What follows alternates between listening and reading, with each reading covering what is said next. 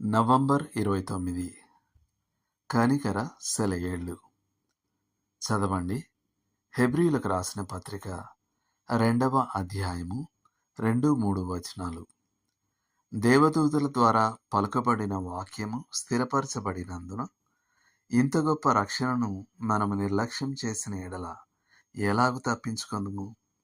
Hebrew 2:2-3 వచనాలు.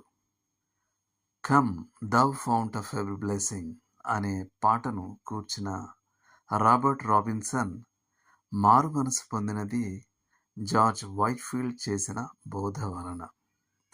కానీ ఆ తర్వాత జీవితంలో అతడు ప్రభువుకు దూరమయ్యాడు. అతడు సంఘ కాపరిగా గొప్పగా వాడబడ్డాడు. కానీ ఆత్మీయ విషయాలను నిర్లక్ష్యం చేయడం అతన్ని దారి తప్పేలా చేసింది. శాంతిని కనుగొనే ప్రయత్నంలో అతడు ప్రయాణాలు చేయడం మొదలుపెట్టాడు.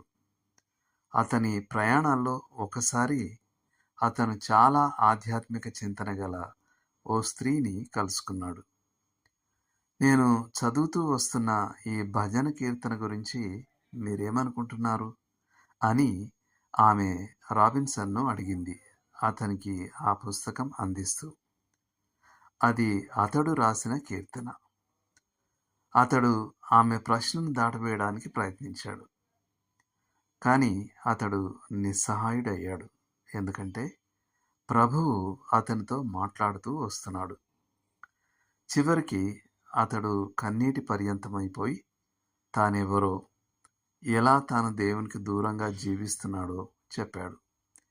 కానీ ఈ కనికర ప్రవాహాలు ఇంకా ప్రవహిస్తున్నాయి అంటూ ఆ స్త్రీ అతనికి అభయమిచ్చింది. ఆమె ప్రోత్సాహంతో ప్రభువుతో రాబిన్సన్ యొక్క సహవాసం పునరుద్ధరించబడింది. ప్రవాహంలో కొట్టుకొని పోవడం సులువు, కానీ ప్రవాహానికి ఎదురీది తిరిగి రావడం కష్టం. మన రక్షణ ఓ గొప్ప వెలపెట్టి కొనబడ్డ గొప్ప రక్షణ. అది దాంతోపాటు గొప్ప వాగ్దానాలను మరియు దీవెనలను తీసుకొస్తుంది. మరియు అది మహిమలో గొప్ప స్వాస్థ్యానికి నడిపిస్తుంది. మనం దాన్ని ఎలా నిర్లక్ష్యం చేయగలం?